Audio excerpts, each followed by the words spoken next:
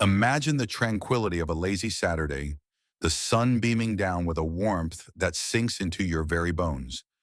The kind of day where every breath feels like a sigh of contentment. There I was, Marcus, age 35, floating serenely on an inflatable flamingo in my backyard pool, a sanctuary I'd yearned for after years in cramped apartments. The backyard, lush and verdant, was the crown jewel of my newly acquired home, and that pool, oh, it was my personal oasis. With a waterproof speaker softly humming in the background and a cold drink waiting at the poolside, I was basking in the sheer bliss of the moment.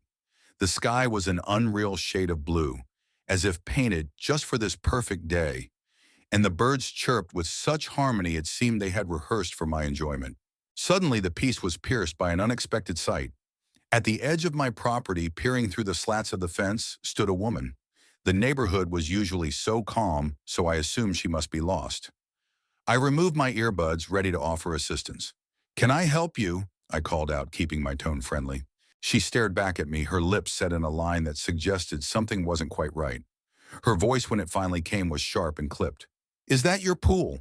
she asked with an undertone that set my nerves on edge. Being the only black guy in the neighborhood wasn't new. Usually it was harmless curiosity or ignorance, but her tone had a bite to it. "Yes, ma'am, it is," I responded, trying to keep my voice even. "Is there an issue?" That's when she transformed into what could only be described as a Karen. "Well, my son Ethan wants to swim," she declared, her voice dripping with entitlement. "He's been so good, and with this heat he deserves it. Since you're the only one using it." She let her words hang in the air, heavy with implication. I blinked, as stunned. Was she serious? "I'm sorry, I don't follow," I said, trying to process her audacity. "This is my private property. I can't just let your son use my pool." Her eyes narrowed, her stance becoming more aggressive. "But it's just sitting there. Ethan's dying to swim. It's not fair," she insisted, actually stomping her foot like a petulant child. I took a deep breath, attempting to maintain my composure. "Ma'am, I understand he wants to swim. There's a public pool 15 minutes away. He'd adore it," she yelled, her voice laced with frustration. "I'm not taking my precious Ethan to some filthy public pool with who knows what lurking in it. He deserves better." Her words sliced through the air like a whip, demanding I surrender my sanctuary. "You need to let him use your pool," she insisted. Now my irritation bubbled like a storm brewing on the horizon.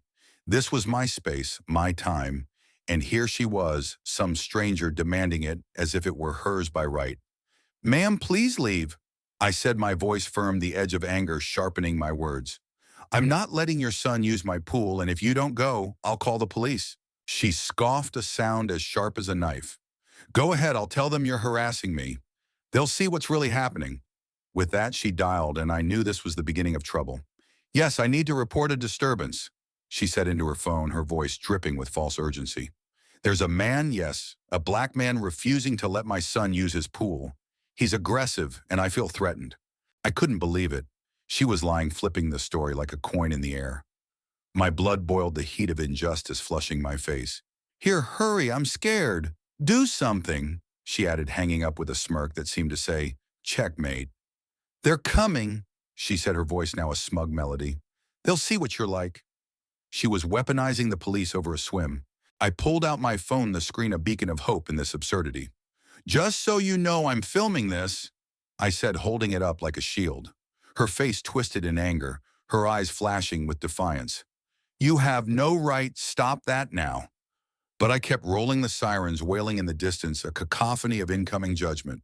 Soon after, a police car rolled up, Officer Collins stepping out, his badge gleaming under the sun, his face a canvas of neutrality.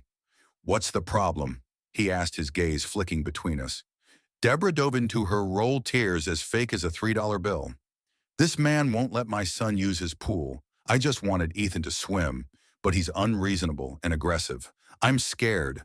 She sobbed, playing the victim with practiced ease. Officer Collins turned to me, his expression unreadable. "Sir, your side?" he inquired, his voice calm, a stark contrast to the chaos unfolding. I steadied myself, the weight of truth anchoring me. "Officer, I own this property." I was relaxing when she demanded I let her son swim. I began, my voice clear, the story unfolding like a tapestry of truth before him. The moment I presented my identification and proof of residence, a heavy silence fell. The officer nodded, but his demeanor shifted as he leaned slightly towards her as if her words were a siren song. Why not just let the kid swim? He suggested, his voice a mix of impatience and condescension. My heart sank. He was falling for her act, and this confrontation had transcended the simple matter of pool access. It had morphed into something uglier, something steeped in prejudice. With a sigh that seemed to echo the heat of the day, he turned back to me. Look, it's your pool, your property, but perhaps be a good neighbor. It's sweltering out here. It would brighten his day. His words hung in the air, heavy with implication. I kept my composure, my voice steady despite the storm brewing inside. It's my pool, my property. I don't have to. I reiterated, my resolve firm. Yet his expression remained unimpressed, almost weary. After a tense pause, he addressed her, his tone now stern. Ma'am, I can't force him to share his pool. Then turning back to me, his voice hardened. But to keep the peace, I need you to leave the pool area for now. My mind reeled. Leave my own property. Officer, I've done nothing wrong. She's harassing me on my land. My protest was met with a cold stare and the ominous reach for his taser. Sir, that's an order. Leave now. Her smirk was like a dagger as I weighed my options. Anger, fear, and frustration swirled within me. Escalating could mean cuffs or worse, just for being black in my own yard. Defeated, I climbed out, grabbed my towel and my phone still recording, and headed inside. As I passed her, she whispered venomously, That's right, get out. You don't belong. I ignored her, walked inside, and slammed the door. Standing there, I caught my breath, reeling from the injustice. I'd been booted from my own pool because of her lies and his bias. In the mirror, I saw exhaustion and fury, but also a flicker of resolve. This wasn't over. I stormed. The hunt was relentless. I scoured the internet from the confines of my upstairs office, searching for civil rights lawyers who could champion our cause. I couldn't let them win. Not now, not ever. As my fingers danced across the keyboard, laughter and splashes from outside broke through my focus. Peeking out, there was Ethan reveling in the pool, with Officer Collins watching, his grin igniting a fire within me. This was not just about me. Every black person who had been similarly targeted deserved justice. My anger wasn't just anger anymore. It was determination hardened like steel. I spent hours meticulously gathering proof. My video was uploaded to the cloud backups made, and I reached out to neighbors Laura and Ben, acquaintances I barely knew. Laura had heard Deborah's shrill voice piercing the air, and Ben had witnessed my forcible ejection. Both provided signed statements, their outrage palpable. With this evidence in hand, I delved into Officer Collins' profile, uncovering his department's vague online grievances about biased stops. Though slim, this information was invaluable. Fueled by Ethan's taunting splashes, my resolve only deepened. I narrowed my search to 3 formidable attorneys, emailing each my harrowing tale. As dusk painted the sky, Priya Patel, an attorney with a reputation for sharpness and empathy, called me back. We talked at length. She understood the gravity of the situation. Hope flickered anew. We set a meeting for the next day. In downtown's heart, I met Priya in her office, sleek and reflective of her relentless spirit. I laid out every detail, every piece of evidence, handing over the weight of my ordeal. She took notes, then leaned back, her gaze piercing. Marcus, this is outrageous, a blatant civil rights violation. We've got a solid case against Deborah Walsh and Officer Collins, she declared. The relief was overwhelming, validation at last. We'll file with the police and the Human Rights Commission and send a demand letter to Deborah for distress damages. She continued mapping out our battle plan. I left her office energized, ready to wage this war. That very afternoon, Chief Reynolds called. This is Chief Reynolds about Saturday. He began, his voice serious. I've seen the reports and the video. I'm sorry for how Officer Collins treated you. It's not reflective of our values. He's on leave under investigation. We take this very seriously. Stunned, I listened, the weight of his words settling in. The legal battles ensued, swift and relentless, as Deborah faced charges for her deceitful 911 call. We're charging her with filing a false report. The chief declared, his voice a beacon of accountability. It's unacceptable. I exhaled in relief, feeling the weight of the world lift from my shoulders. Weeks became a blur of legal maneuvers and media buzz. Priya filed complaints and my story ignited across the internet, sparking global outrage and support.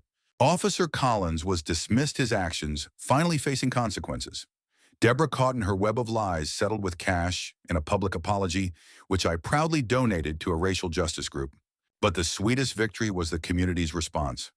Neighbors rallied, organizing a pool party for Marcus that transcended mere celebration. It was a powerful statement of unity and inclusion. Standing by my pool, surrounded by this overwhelming support, I realized we had turned adversity into a symbol of strength. Deborah's reputation crumbled, her once vibrant presence now just a shadow of disgrace. Officer Collins's career, once so promising, was now nothing but a cautionary tale of bias. And me, I've learned to fight back, to let hope illuminate even the darkest corners. Now, as I float on my flamingo basking in the sunlight, I reclaim my space, my peace, my justice. Life is too fleeting to let ignorance dim its light. Thank you, dear viewers, for joining me on this journey. Your support, comments, likes, shares, and subscriptions mean the world. Let's keep pushing for a world where justice prevails, where every pool is a sanctuary of peace and equality. Please do leave your thoughts below, and let's continue this conversation together.